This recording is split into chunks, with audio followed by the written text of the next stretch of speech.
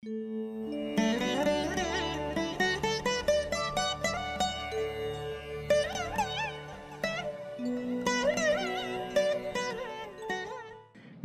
அனைவருக்கும் வணக்கம். மாணவர்களுக்கு இனிய நல்வாழ்த்துக்கள். எல்லோரும் நன்றாக இருப்பீர்கள். சமீபத்தில் இந்த நட்சத்திரங்கள் இல்லாமல் பலன் சொல்ல முடியும், நட்சத்திரங்கள் பலன் சொல்வதற்கு முற்றிலும், அதை உண்மையை சொல்ல போனால் நட்சத்திரங்களில் மட்டும்தான் பலன் இருக்கின்றன என்கின்ற இந்த தேவசார ஜோதிட முறை, உயர்கணித சார ஜோதிட முறை போன்ற அமைப்புகளில் பலன்களே இல்லை என்பதை நிரூபித்து சில வீடியோக்கள்லாம் போட்டுக்கிட்டு வர்றோம். இது தொடரும். ஏன்னா போன வாரம் கூட ஒரு நிலையில் ஒரு ஜூம் மீட்டிங் டிஸ்கஸில் சாரத்தில் பலன் இருக்கிறது என்று பேச ஆரம்பித்திருப்பவர்கள் எல்லாருமே சாரம் என்றால் என்ன அப்படிங்கிறதுல தான், அதாவது தமிழில் சாரத்திற்கு என்ன அர்த்தம், சமஸ்கிருதத்தில் சாரத்துக்கு என்ன அர்த்தம், சாரம்ன்றது என்னன்னு சாரத்தை பற்றித்தான் பேசுகிறார்களே தவிர அந்த சாரத்தில் என்ன பலன் இருக்குன்னு யாரும் பேசலை. அதான் உண்மை. சாரம் என்றால் தமிழில் இத்தனை அர்த்தம் இருக்கிறது, சாரம் என்றால் சமஸ்கிருதத்தில் இத்தனை அர்த்தம் இருக்கிறது, அத்தனை அர்த்தம் இருக்கிறது. சாரம்ன்றதை யார் தான், எல்லா அர்த்தமும் யாருக்கும் தெரிஞ்சுதானே இருக்குது. சாரத்தில் என்னையா பலன் இருக்குதுன்னு சொன்னால் அதை பற்றி யாரும் பேச காணோம். உண்மையை சொல்லப்போனால் ஒரு வேடிக்கையான கதை உண்டு. ஒரு வேடிக்கையான கதை. ஒரு சிறு வயது ஒரு வகுப்பு, ஒரு 3வது 2வது படிக்கிற பையன்னு வச்சுக்கோங்க. ஒரு 3வது 2வது படிக்கிற பையனுக்கு பரீட்சையில் பசுமாட்டை பற்றி படிச்சுக்கிட்டு போனானாம். ஆனால் அவனுக்கு தென்னை மரத்தை பற்றி ஒரு குறிப்பு எழுதுன்னு வந்துருச்சு. ஒரு 2வது 3வது படிக்கிற பையன் வச்சுக்கோங்களேன். அவன் போனதோ பசுமாட்டை பற்றி மட்டும்தான் படிச்சுட்டு போயிருக்கிறான். அப்போ அவன் தென்னை மரத்தை பற்றி என்ன எழுதுவான்? அவன் பசுமாட்டை பற்றி, பசு பால் தரும், அது அம்மாவென்று கத்தும், வீட்டில் அதை கும்பிடுவார்கள், அதை மகாலட்சுமி என்று சொல்வார்கள், பசு இருக்கின்ற வீடு நன்றாக இருக்கும், பசுமாடு புல்லை தின்னும், அதை தின்னும், வைக்கல தின்னும், வாய்க்கால தின்னும்னு எல்லாத்தையும் எழுதிட்டு இத்தகைய பெருமை வார்ந்த பசுமாட்டை தென்னை மரத்தில் கட்டுவார்கள் எழுதினாமா. அந்த மாதிரி இருக்குது. நட்சத்திர பலன்களுக்குல சார பலன்கள்ல என்னங்க இருக்குது அப்படின்னு சொல்லுங்க அப்படின்னு சொன்னா, சாரத்தில் அந்த பலன், சாரம் என்பது இப்படி இருக்கிறது, சாரம் என்பது அப்படி இருக்கிறது, சாரம் என்பது தமிழில் இப்படி சொல்லப்பட்டு இருக்கிறது விளக்கம் சொல்றது தான்.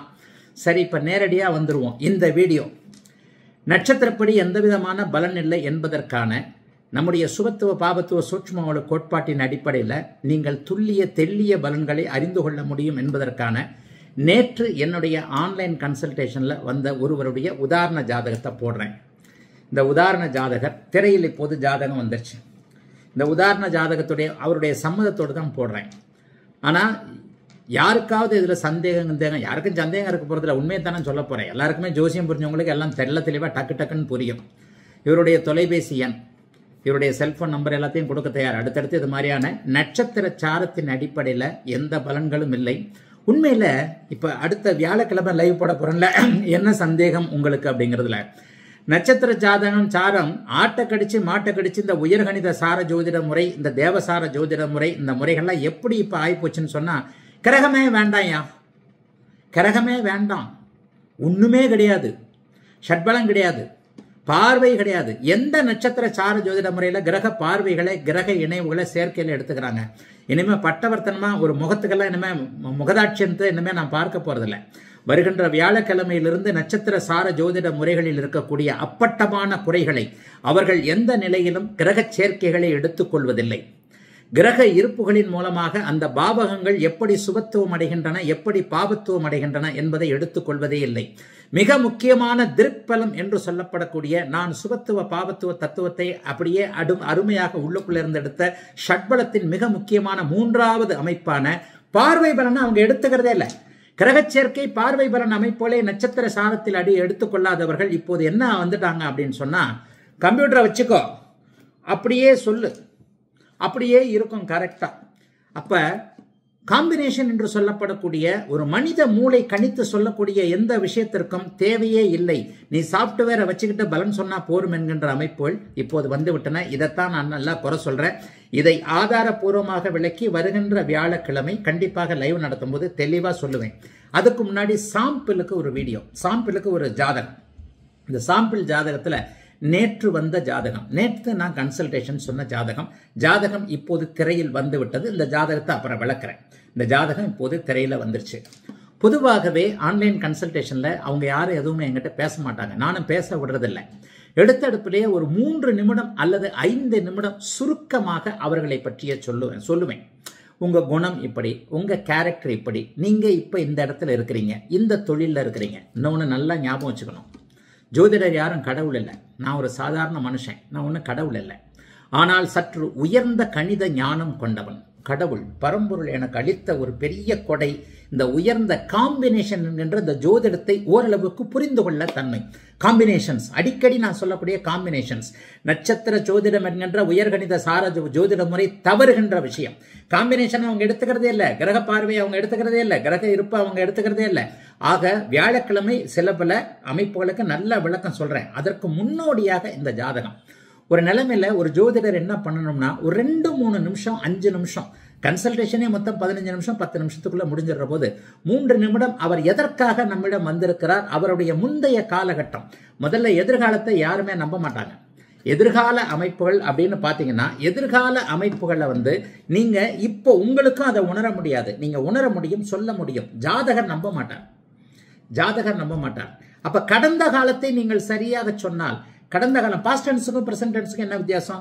அப்ப கடந்த காலத்தை இந்த ஜோதிடர் சரியாக கணிக்கும் போது இவருடைய எல்லாத்துக்குமே ஒரே கால்குலேஷன் தானே. அப்ப எதிர்காலம் இவர் சொல்வது நன்றாக இருக்கும் என்கின்ற நம்பிக்கையின் அடிப்படையில் அது ஒரு ஒத்த கருத்தோடு பாதையில போகும். அப்போ ஒரு ஜோதிடர் ஒரு நிலையில கண்டிப்பாக அவருடைய கடந்த கால அமைப்புகளை சர்வ நிச்சயமாக சொல்லிவிட வேண்டும். ஒரு அளவிற்கேனும் அவரவருடைய கணித அறிவுக்கேனும். யாருமே கடவுள் இல்லை. ஒரு 80% 70% துல்லிய பலன்களை சொல்லும் போது ஜோதிடத்தின் மீதும் ஜோதிடருடைய நம்பிக்கை ஏற்படும். இப்படித்தாங்க துருவ கணிதம் வந்தது. இதை சொல்ல முடியாத ஜோதிடர்கள் தான், இந்த கடந்த கால அமைப்புகளை சொல்ல முடியாத ஜோதிடர்கள் தான் கடந்த 50-60 வருடங்களாக ஜாதகத்தின் நோட்டில் ஒரு ஓரத்தில் அப்பா கூட பிறந்தவங்க எத்தனை பேர், அம்மா கூட பிறந்தவங்க எத்தனை பேர், அம்மாவுக்கும் அப்பாவுக்கும் டைவர்ஸு, அப்பா அரசாங்க வேலை பார்க்குறாரு, இவனுக்கே கவர்மெண்ட் வேலை கிடைச்சிருக்கு, அந்த வேலை கிடைச்சிருக்கு, இந்த வேலை கிடைச்சிருக்கு, இவங்க கூட பிறந்தது அண்ணன் தம்பி எத்தனை பேர், தாய் மாமனுக்கு கல்யாணம் ஆயிடுச்சு, தாய் மாமன் பொண்டாட்டி ஓடி போயிடுச்சு, எல்லாத்தையும் கோடு வேடில் நம்பர்களாக தமிழ் எழுத்துக்களாக எழுதி வந்துதான் இவ்வளவு நாட்களாக ஜாதகரை நம்ப வைத்துக் கொண்டிருந்தார்கள் ஜோதிடர்கள் துருவ கணித ரீதியில் என்றது உண்மை. ஆனால் இது இப்போ பல அப்படியே கிராமங்களில் கூட இந்த இது அப்படியே சோசியல் மீடியாக்கள் பெருக இப்படியே கொஞ்சம் இதுகிட்டே வருது. ஆக இப்போது நான் சொல்லுகின்ற முறை, பொதுவாக என்கிட்ட கன்சல்டேஷனுக்கு வர்றவங்களுக்கு டக்குன்னு ஒரு 5 நிமிஷம் அல்லது 3 நிமிஷம் ஒரு ஷார்ட்டா ஒரு பிரீஃபா ஒரு சில விஷயங்களை சொல்லிட்டு அதற்கப்புறம் உங்களுடைய கேள்விகள் என்ன அப்படிங்கிறத கேட்பேன். இப்போது திரையில் ஜாதகம் தெரிகிறது. இந்த ஜாதகம் இதுல எப்பவுமே நான் லக்னத்தை சந்தேகப்படுவேன். இது நடுப்பகுதி லக்னம். இவருடைய பிறந்த நேரம் 6:30 AM கொடுத்திருக்கிறார். 5 நிமிடம் 10 நிமிடம் முன்ன பின்ன இருக்கலாம், ஆனால் கண்டிப்பாக லக்னம் மாறாது. ஏன்னா நடுப்பகுதி லக்னத்துல பிறந்திருக்கிறார். ஆக எப்பவுமே என்னுடைய சந்தேக புக்தி லக்னத்தை முதலாக சந்தேகப்படும்.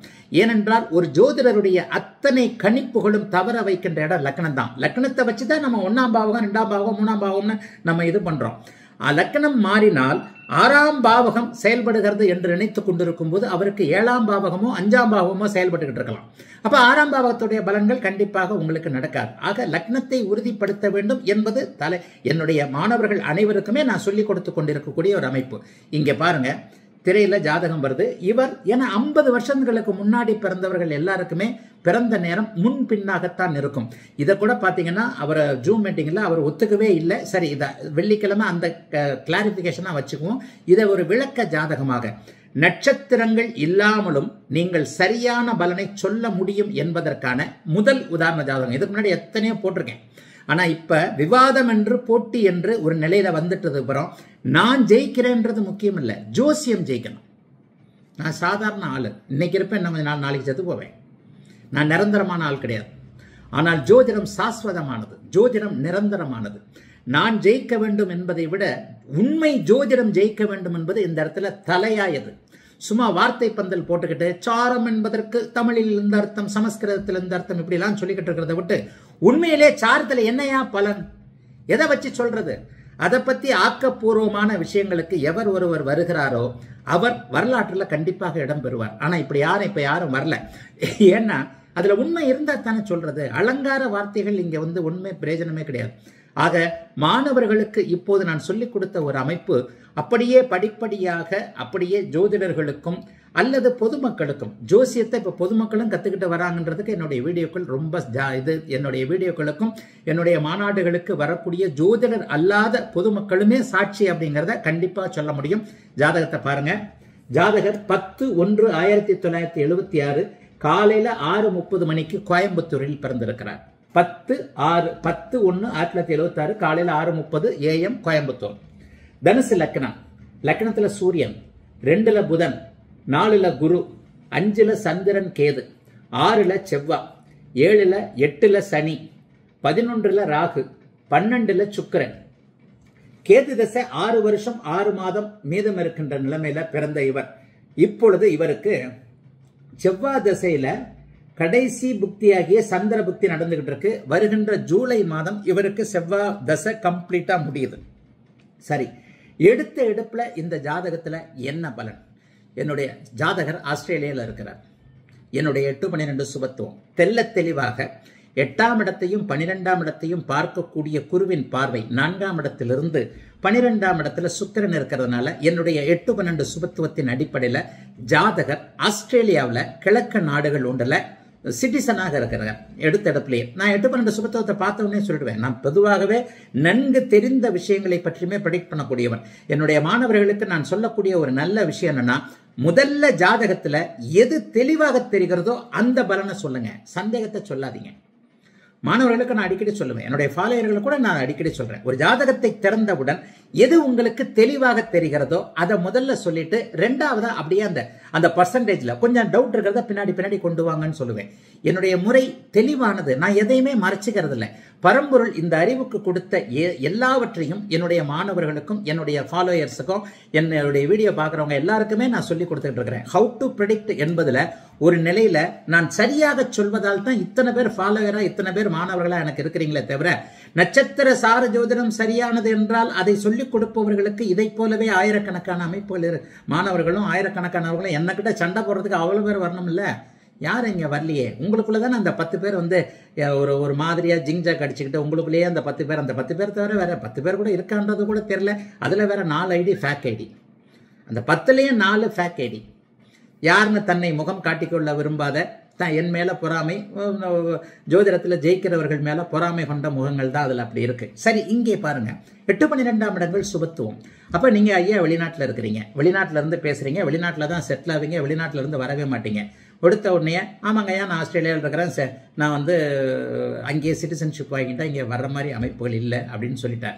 ஆக எடுத்த எடுப்புல 8-12 சுபத்துவத்தின் காரணமாக வெளிநாட்டில் இருக்கக்கூடிய ஜாதகம் 32 வயதிலிருந்து 42 வயது வரைக்கும் உங்களுக்கு அட்டமாதிபதி சந்திரனுடைய தசை நடந்திருக்கு. அட்டமாதிபதி சந்திரன் இங்கே ஒரு நிலையில பௌர்ணமி யோகத்தில் இருந்தாலும் கூட கேதுவோடு இணைந்து கிரகண தோஷத்தை அடைந்து சனியின் பார்வையில் இருக்கிறார். ஆக தனுசு ராசிக்கு, தனுசு லக்னத்திற்கு 8ஆம் அதிபதியான சந்திரனுடைய தசை பாபத்துவமாகி, நான் சொல்லுகின்ற பாபத்துவம் அதாவது சனியின் பார்வை கேதுவின் இணைவு என்கின்ற அமைப்புல உங்களுக்கு 32 வயசுல இருந்து 42 வயசு வரைக்கும் இந்த சந்திர தசை மகா சோதனை. எப்படிப்பட்ட சோதனை என்றால், உங்களுக்கு சொந்த வாழ்க்கையில கடுமையான சோதனை. உங்களுடைய முதல் வாழ்க்கை கண்டிப்பாக தோல்வியிட்டிருக்கும். நீங்க டிவோர்ஸியா இருக்கிறீங்க, உங்களுக்கு டிவோர்ஸ் அமைப்புகள் இருந்திருக்கும். ஏன் அப்படின்னு சொன்னா, ஏன் ஜோதிடத்துல காரணம் முக்கியம். இங்க யாரும் அருள் வாக்கெல்லாம் சொல்ல முடியாது. இப்ப நான் அந்த சந்திர தசை நல்லா இல்லை, பௌர்ணமி யோகத்தில் பிறந்த இவருக்கு சந்திர தசை நான் நல்லா இல்லைன்னு சொன்னதுக்கு காரணம் என்ன? கேதுவோடு இணைவு, சனியின் பார்வை என்கின்ற நான் சொல்லுகின்ற பாபத்துவம். சரி, அதற்கடுத்து எதுல உங்களுக்கு பிரச்சனை? சொந்த வாழ்க்கையில பிரச்சனைன்னு சொன்னேன். ஜாதகருக்கு இவர் கேட்டுக்கொண்டிருக்கிறார். நான் ப்ரெடிக்ஷன் சொல்லக்கூடிய ஒரு முறை, சொந்த வாழ்க்கையில பிரச்சனை. கண்டிப்பாக உங்களுடைய சொந்த வாழ்க்கை, முதல் வாழ்க்கை நிச்சயமாக நன்றாக இருந்திருக்காது. காரணம் என்ன? லக்னத்திற்கு 8ல் சனி, ராசிக்கு 2ல் செவ்வாய், ராசிக்கு 7ல் ராகு கேதுக்கள். ஆக ராசிக்கு 7ல் ராகு. இந்த அமைப்பின் அடிப்படையில் சந்திர தசையில ராசிக்கு 7ல் ராகு இருக்கிறதுனாலையும் உங்களுக்கு 8ஆம் இடத்தில் இருக்கக்கூடிய சனி சந்திரனை பார்த்த காரணத்தினாலும் உங்களுடைய தப்பும் அதுல. ஏன்னா சந்திரன் என்பவர் மனதை குறிக்கக்கூடிய கிரகம். நீங்கள் எடுத்த தவறான முடிவாலும் உங்களுடைய சில பல பிரச்சனைகளாலையும் உங்களுக்கு முதல் வாழ்க்கை நல்லா இல்லை. உங்களுடைய முதல் வாழ்க்கை நன்றாக இல்லை என்பதைப் போலவே உங்களுடைய அம்மாவும் நல்லா இல்லைங்க. இது ஃபர்ஸ்ட் எடுத்தெடுப்புல நான் ஆரம்பிக்கிற ப்ரெடிக்ஷன். ஆமாங்க, ஃபர்ஸ்ட் லைஃப் டிவோர்ஸ் ஆகிப்போச்சு. ஆமாம், அம்மாவுக்கு சந்திர தசையில் கேன்சர் வந்துருச்சு. பாயிண்ட் வந்துருச்சா? மனம் கெட்டது மாதா கெட்டார் அப்படின்னு சொல்லுவேன் சந்திர திசையில. இங்க எந்த இடத்துலயும் நான் சந்திரனுடைய சாரத்தையோ எந்த ஒரு சாரத்தையும் நான் எடுக்கல. நல்லா பாத்துக்கங்க, எந்த இடத்துலயும் நான் நட்சத்திரங்களை உபயோகப்படுத்துறதே இல்லை. சுபத்துவ பாவத்துவங்களுக்கு முன்னால் நட்சத்திரம் என்பது வெறும் பார்க்கக்கூடிய அமைப்பு தான். இதை தெளிவாக போர்டு வச்சு இன்னும் நல்லா விளக்குறேன். அப்ப இந்த இடத்துல பலன் கணிப்பது எப்படி? ஒரு சாதாரணமாக ஜோதிடத்தை அறிந்த ஒரு அளவிற்கு தெளிவான ஞானம் சிந்தனை உள்ள ஒத்துக்கொள்ளக்கூடிய மனப்பாக்கில் இருக்கக்கூடிய பொறாமைப்படுகின்ற எண்ணங்கள் இல்லாத கண்ணை மட்டும் மூடிக்கிட்டா பூனை கண்ணை மூடிக்கிட்டா உலகமே இருண்டுக்கும் அப்படின்னு நினைச்சுக்கக்கூடிய யாவரையும் தவிர்த்து இந்த இப்போது நான் சொன்ன ப்ரெடிக்ஷனை நீங்க எல்லாரும் ஒத்துக்குவீங்க. ஜாதகர் 8-12 சுபத்துவத்தின் அடிப்படையில் வெளிநாட்டில் இருக்கிறார். அதனை அடுத்து அவருக்கு அட்டமாதிபதி தசை, சூரிய தசை வரைக்கும் உங்களுக்கு பாக்கியாதிபதி தசை, 32 வயசு வரைக்கும் வாழ்க்கை நல்லா போகுது. 32 வயதிற்கு பிறகு 42 வயது வரைக்குமே 8ஆம் அதிபதியாக 5ஆம் இடத்தில் இருந்து இயங்கக்கூடிய அமைப்புகள். 5ஆம் இடத்துல கெட்டு போச்சு, 5ஆம் இடத்துல சனி, 5ஆம் இடத்துல ராகு கேதுக்கள், பௌர்ணமி சந்திரன் இருந்தாலும் 5 குடையவர் 6இல் அமைப்பு என்கின்ற அமைப்புல புத்திர பாக்கியத்துல கண்டிப்பாக தடை வர வேண்டும். ஆக இந்த அமைப்புல நிச்சயமாக உங்களுக்கு திருமணமாகி மனமுறிவு ஏற்பட்டிருக்க வேண்டும். ஆமாங்க ஐயா, எனக்கு டைவர்ஸ் ஆயிடுச்சு, அம்மா நல்லா இருக்கக்கூடாது, அம்மா சந்திர திசையில பாதிக்கப்பட்டாங்க, அம்மாவுக்கு கண்டிப்பாக கேன்சர் வந்துடுச்சு. ஆக இந்த அமைப்புகளை நீங்க சொன்னதற்கு அப்புறமே சரி, அடுத்து அவங்க என்ன கேட்பாங்க? அடுத்தது எனக்கு என்ன? ஐயா 11ஆம் பாவகத்தை ராகு உட்கார்ந்து இருக்கிறார். 11ஆம் பாவகாதிபதி 7ஆம் அதிபதி கெட்டால் 11ஆம் பாவகம் நல்லா இருந்ததுன்னா 11ஆம் பாவகம் அது ஓரளவுக்கு வேலை செய்யும் போது உங்களுக்கு 2வது திருமணம் ஏற்படும். 7ஆம் பாவகாதிபதி இங்க கெட்டுட்டார். என்ன கெட்டுட்டாரு? உங்களுக்கு புதன் சனியின் பார்வையில் இருக்கிறார். 7ஆம் அதிபதியும் பாபத்துவம், சந்திரனும் பாபத்துவம். புதன் சனியின் பார்வையில் இருக்கிறாரா? 7ஆம் இடத்திற்கு எந்த விதமான நல்ல பார்வை அமைப்புகளும் இல்லை இல்லையா? அப்ப இந்த இடத்துல முதல் திருமணம் அட்டமாதிபதி தசையில அட்டமாதிபதி அசிங்கம் கேவலம் போன்றவைகளை கொடுக்க வேண்டும். கோர்ட்டு கேஸ் வழக்கை கொடுக்கவர் 6ஆம் அதிபதியும் 8ஆம் அதிபதியும். அப்ப வழக்கு அமைப்புகளை கொடுக்க வேண்டும் என்பதற்காக, மனம் காயப்பட வேண்டும் என்பதற்காக. தப்பு இவர் பேரே இருக்கும். நம்ம ஒரு பக்கம் தப்பு இருக்காது. ஒருவர் தப்பை தூண்டுனா இன்னொருத்தர் தப்பை செய்யறாரு. அப்ப இந்த நிலையில சந்திர தசை முழுக்கவே எந்தெந்த புக்திகள் அப்படிங்கறத கொஞ்சம் விளக்கி சொன்னேன். ஒண்ணும் இல்ல, சுக்கிர புக்தி புதன் புக்தியை கணக்கெடுத்தாலே வந்துருமே. மனைவியோட தகராறுகள், மனைவியோட பிரச்சனைகள், சனி புக்தியில இருந்தே சில பிரச்சனைகள் ஆரம்பம் அப்படின்றது கண்டிப்பா வந்துடும் இல்லையா? அப்ப அந்த அமைப்புல எல்லாம் சரி, எல்லாம் சரி, எல்லாம் சரியா? ராகு திசை எப்படி இருக்கும்? சரி, என்ன துறையில இருக்கிறார்? புதனின், அதாவது அம்சத்துல புதன் சுக்கிரனுடைய வீட்டில் இருக்கிறார். லக்னத்திற்கு 10ஆம் அதிபதியாகி ராசிக்கு 10ஆம் இடத்துல புதன் இருக்கிறார். ஆனால் சனியின் பார்வையில பாபத்துவம். ஐடி துறையில சனியுடைய காரகத்துவங்கள்ல இருக்கிறீங்க பர்ஃபெக்ட். லக்னத்திற்கு 10ஆம் அதிபதியாக புதன். ஜாதகத்தை நல்லா பாருங்க. லக்னத்திற்கு 10ஆம் அதிபதியாக புதன், ராசிக்கு 10ஆம் அதிபதியாக அவர் ராசிக்கு 10ஆம் இடத்துல இருக்கிறார். அப்ப இந்த அமைப்புல புதனுடைய ஐடியில முழுமையாக இல்லாம ஐடிக்குள்ளேயும் இருக்கக்கூடிய சனியின் காரகத்துவ அமைப்புல இருக்கிறீங்கன்னா பர்ஃபெக்ட். அப்ப அடுத்து 2வது திருமணம் நடக்குமா? சர்வ நிச்சயமாக நடக்கும் ஜூலைக்கு பிறகு. இப்போதே உங்களுக்கு அதற்கான அமைப்புகள், அதற்கான அடையாளங்கள் உங்களுக்கு தெரிய ஆரம்பிச்சிருச்சுன்னு. ஏன்னா சுக்கிரனுடைய வீட்டுல 11ஆம் இடத்துல 8ஆம் அதிபதியாகிய வளர்பிறை சந்திரனுடைய பார்வையில் இருக்கிறார். இந்த இடத்துல 8ஆம் ஆதிபத்தியத்தையும் தருவாரு. சுவராக பௌர்ணமிக்கு நெருங்கி கொண்டிருக்கின்ற சந்திரனுடைய நல்ல பார்வையில் அவர் இருக்கிறார். இரண்டும் நடக்கும். ஆதிபத்தியம் காரகம், ஆதிபத்தியம் காரகம். சுக்கிரனுடைய 6ஆம் அதிபதியாக சுக்கிரன் இருந்தாலும் கூட 11ஆம் வீட்டில் ராகு இருக்கிறார். ஆக சுக்கிரனுடைய 11ஆம் ஆதிபத்தியத்தை தான் கிட்டத்தட்ட 80% தருவார். அப்ப 11ஆம் ஆதிபத்தியத்தையும் சந்திரனுடைய ஒளிச்சந்திரனுடைய பார்வையாகிய சந்திரனுடைய காரகத்துவங்கள், சந்திரனுடைய ஆதிபத்தியங்கள், சுக்கிரனுடைய காரகத்துவங்கள், ஆதிபத்தியங்கள் ரெண்டையும் தரக்கூடிய நிலைமையில இங்க ராகு இருக்கிறார். அப்ப 16ஆம் வீடு செயல்படுத்த போதான் உங்களுக்கு செகண்ட் மேரேஜ் பண்றதுக்கு ஐடியா அமைப்புகள்லாம் வந்துருச்சுங்க. ஆமாங்க, வந்துருச்சுங்க. ஜூலை மாதத்திற்கு பிறகு ராகுதிச சுயபக்தியில் எந்த நேரத்தில் உங்களுக்கு 2வது வாழ்க்கை நடக்கும் என்பது இங்க ப்ரெடிக்ஷன். ஜூலை மாதத்துல பிற்பாடு எந்த நேரத்திலையும் உங்களுக்கு அதுக்கு ஒரு குறிப்பிட்ட காலத்தை சொன்னேன். இதுல என்ன ஒண்ணுன்னா 10 நிமிடம் முன்பின்னாக பிறந்த நேரம் இருந்தால் நம்முடைய பலன்கள் ஒரு 3 மாதம் 6 மாதம் முன்ன பின்ன போகும். தசாபக்தி அமைப்புகள் 12:30 மணியை தான் குறிக்குது. 50 வயதுக்கு முன்னால பிறந்தவங்க, 40-50 வயதுகளில் இருக்கிறவங்க, இது 6:30ன்றது ஆவரேஜ் டைம். அவர் எனக்கு தெரியாதங்க, ஜாதகத்தில் எழுதி வச்சிருக்கங்க தான் சொன்னார். ஆனா அவர் 6:20க்கு பிறந்திருக்கலாம், 6:15க்கு பிறந்திருக்கலாம், 6:35, 6:40க்கு பிறந்திருக்கலாம். ஆக இந்த அமைப்புல உண்மையிலேயே ஒவ்வொருத்தருமே ஜோதிடம் தெரிஞ்சுக்கணும்னு நான் விரும்புறதும் நான் சொல்லி கொடுக்கறதுக்கான காரணமும் அதுதான். உங்களுடைய ஜாதகத்துல எந்த தசாபுக்தி அந்தரங்கள்ல எந்தெந்த அந்தரங்கள்ல எந்தெந்த நல்ல கெட்ட சம்பவங்கள் நடந்தது, எப்போது நடந்தது என்பதை நீங்களே நெருக்கி நெருக்கி நெருக்கி, உங்களுக்கு எப்போ கல்யாணம் ஆச்சு, எப்போ குழந்தை பிறந்தது, எப்போ அடிபட்டீங்க, எப்போ கீழே விழுந்தீங்க, எப்போ பெட்ல இருந்தீங்க, எப்போ கஷ்டப்பட்டீங்க, எப்போ சந்தோஷமா இருந்தீங்க என்பதை அப்படியே தெரிந்து கொண்டு அப்படியே அந்த அந்தரங்களுக்குள்ள நீங்க கொஞ்சம் கொஞ்சமா அப்படியே வந்தீங்கன்னா உங்களுடைய பிறந்த நேரத்தை கிட்டத்தட்ட 2-3 நிமிடம் அக்யூரேசியில கொண்டு வந்துட முடியும். ஆக இவருக்கு ஒரு 10 நிமிஷம் என்னுடைய பலன்கள் முன்பின்னாக வரும். ஆனால் பலன் கண்டிப்பாக நடக்கும். 3 மாதம் முன்பின்னாக நடக்கும். அதுல ஒரு சில ராகுதச சுயபுக்தியில 2026 உங்களுக்கு சர்வ நிச்சயமாக ஜூலைக்கு பிறகே உங்களுக்கு கல்யாண அமைப்புகள் வந்துருதுங்க அப்படின்னு சொல்லிட்டேன். சரி, 11ஆம் அடுத்து என்னுடைய வாழ்க்கை எப்படி இருக்கும்னு கேட்கிறார். அடுத்து என்னுடைய வாழ்க்கை எப்படி இருக்கும்? 35 வருஷம் அட்டகாசமா இருக்கும். செவ்வாய் திசையே நல்லா தாங்க இருந்தது உங்களுக்கு. என்ன ஆமா, பரவாயில்லைங்க. நீங்க சொன்ன மாதிரி 42 வயது வரைக்கும் கடுமையான போராட்டம். அந்த 42 வயசு வரைக்கும் அந்த போராட்டத்திலிருந்து நான் வெளியே வர்றதுக்கே கொஞ்சம் நாள் ஆயிடுச்சு.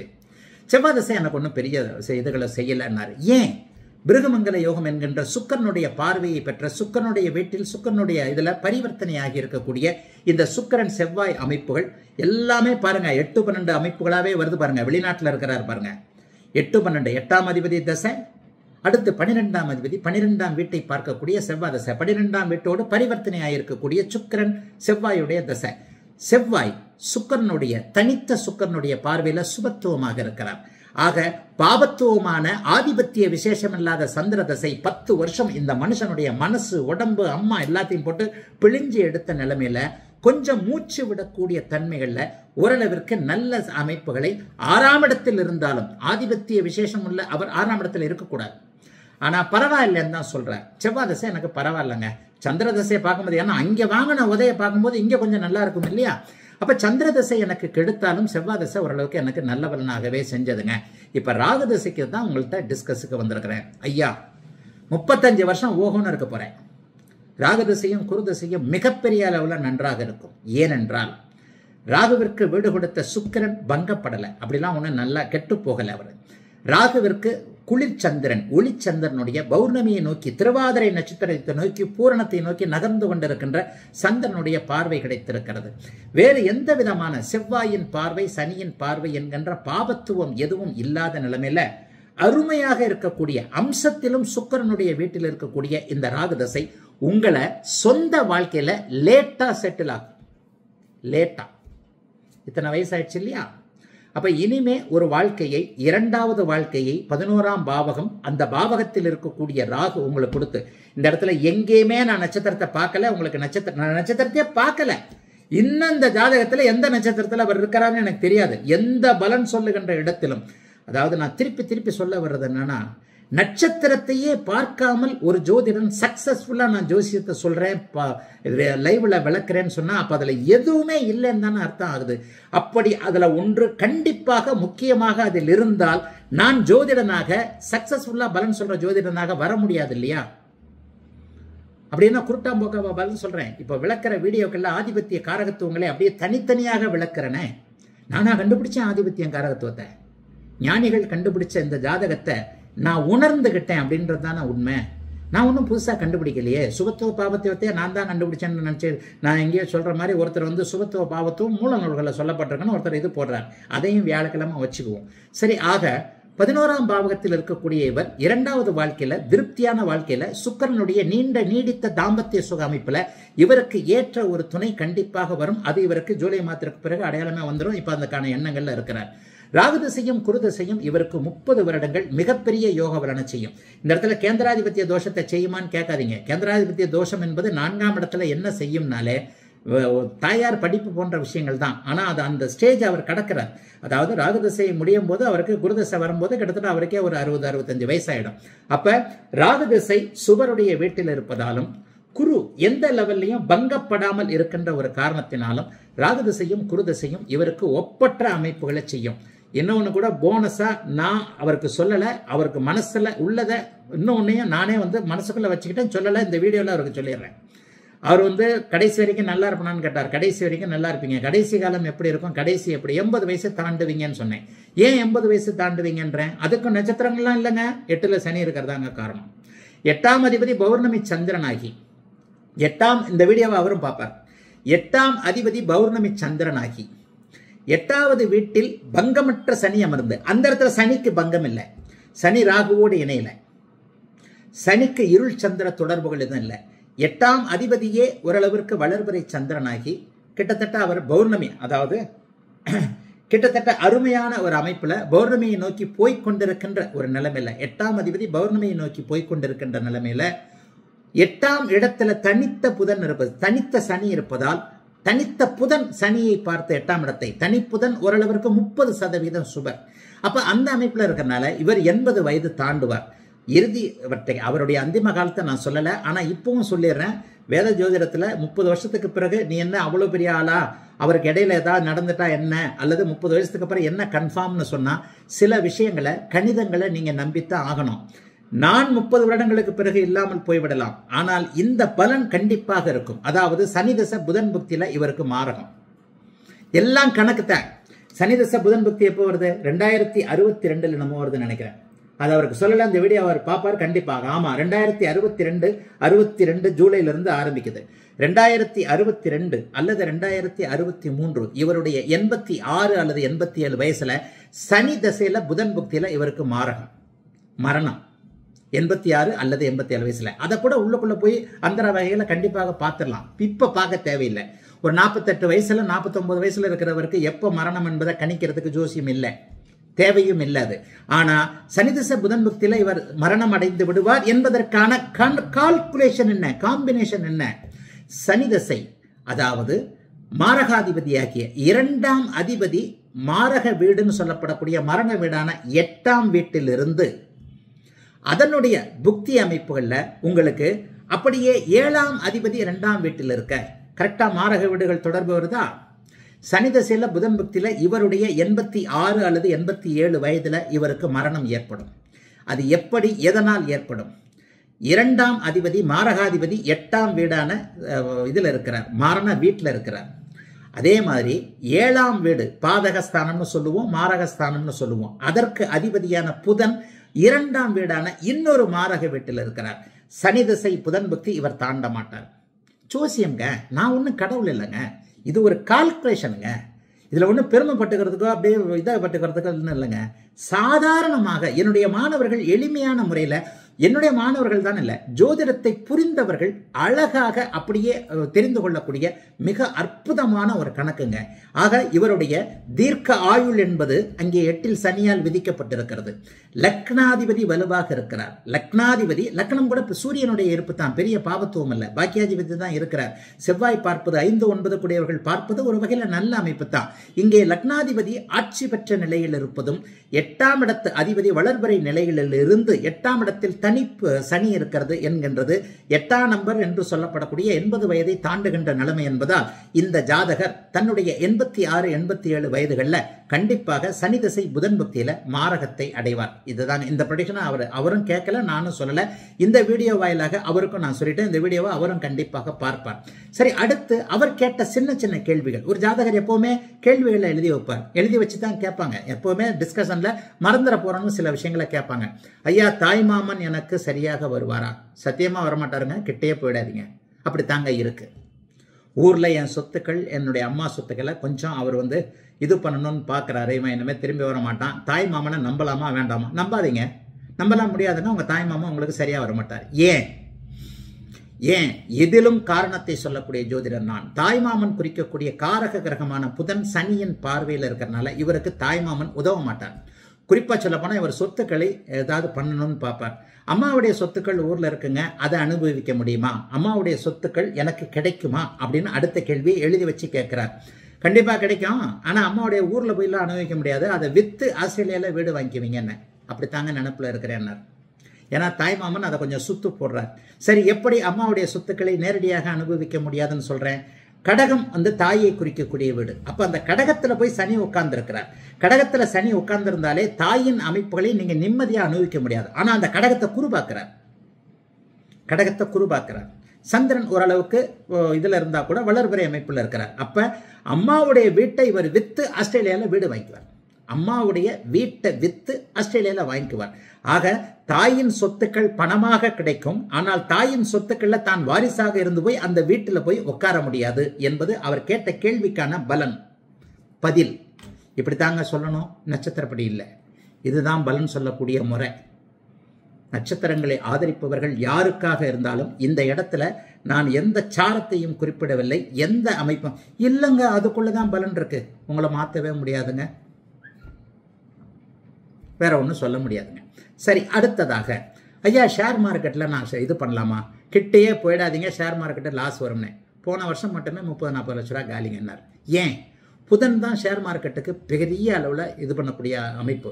இங்கே 6, 8, 12 சுபத்துவமாக இருந்தாலும் 8ஆம் இடத்துல புதன், 8ஆம் இடத்துல சனி இருந்து புதன் ஷேர் மார்க்கெட்டு காரணம் யூக வணிகம் அப்படிங்கிறதுக்கான காரணமான புதன் இங்கே ஓரளவுக்கு பாவத்துவத்தை அடைந்து அதற்கு பிறகுதான் ஒரு நிலைமையில இருக்கிறார். ஆக இந்த மாதிரியான அமைப்புல ஜிக்ஜாக் என்கின்ற 5 ரூபாய் வந்தா 10 ரூபாய் போறக்கூடிய அமைப்பு இருக்கும். ஷேர் மார்க்கெட்டுக்கு போகாதீங்கன்றேன். சரி, வேற எதுல நான் இன்வெஸ்ட் பண்ணலாம் அப்படிங்கிற கேள்வி அடுத்த கேள்வி வருது. தங்கத்துல இன்வெஸ்ட் பண்ணுங்க. தங்கம் அல்லது நிலம், ஏன்னா சனிதான் சுபத்துவம். நிலம் உங்களுக்கு கை கொடுக்கும், கட்டிடம் உங்களுக்கு கை கொடுக்கும், வாடகை வரும். செவ்வாய் அடுத்த நிலை சுபத்துவமாக இருக்கிறார். ஷேர் மார்க்கெட்டை நம்பாதீங்க. 10ஆம் இடத்தோடு குரு தொடர்பு கொண்டு இருக்கின்ற காரணத்தினால நிலம், வீடு, கட்டிடம் போன்றவைகளில் நீங்கள் இன்வெஸ்ட்மெண்ட் பண்ணீங்கன்னா ரொம்ப நல்லா இருப்பீங்க அப்படிங்கிறதாங்க இதற்காக சொல்லப்பட்ட சில விதிகள். இப்போது நான் சொன்னது எந்த இடத்திலும் நட்சத்திரத்தை நான் பயன்படுத்தவே இல்லை. ஆதிபத்திய காரகத்துவங்களின் அடிப்படையில் மிக மிக முக்கியமாக பரம்பொருள் என்னுடைய சிற்ற அறிவுக்கு தெரிவித்த ஒரு சிறிய விஷயமான சுபத்துவ பாபத்துவ சூட்சும கோட்பாடுகளின் அடிப்படையில் தான் இந்த பலனை சொல்லியிருக்கிறேன் என்பது எல்லாருக்குமே தெரியும். ஆகவே மாணவர்களுக்கு இது ஒரு முக்கியமான காணொலியாக இருக்கும். என்னுடைய ஃபாலோவர்களுக்கும் நட்சத்திர சாரத்தில் இப்படி சண்டை போட்டுக்கிட்டு இருக்கிறாங்களே அப்படின்னு சொல்லிட்டு அவரவர்களுக்கு குழப்பமாக இருப்பவர்களுக்கு கூட இந்த இடத்துல எந்த இடத்திலும் நான் சாரத்தை பயன்படுத்தவில்லை என்பதை கணித்து கொண்டு அவங்களும் கிரகத்தை பயன்படுத்துறதே இல்லை, ஆனால் பலன் ஒழுங்கா அவர் தான் பார்க்கணும். அவங்களும் கிரகத்தை பயன்படுத்துறதே இல்லை. யாராவது ஒரு உயர்சனி கணித சார ஜோதிட முறை, ஒரு பெரிய இதுல அப்படியே ஒரு சத்குரு ஒருத்தர் இருக்கிறாரே, தேவசார ஜோதிட முறை, இப்படி ஒரு வீடியோவை போட்டு இதே மாதிரி சாரத்தின் அடிப்படையில் தான் இந்த பலன்கள் இருக்கிறது என்று சொன்னால் தயவு செய்து அதை அப்படியே ஒத்துக்கொண்டு அவரிடம் மன்னிப்பு கேட்பதற்கும் நான் தயாராக இருக்கிறேன் என்பதை சொல்லிக்கொண்டு வாழ்த்துகிறேன். எல்லோரும் நன்றாக இருப்பீர்கள்.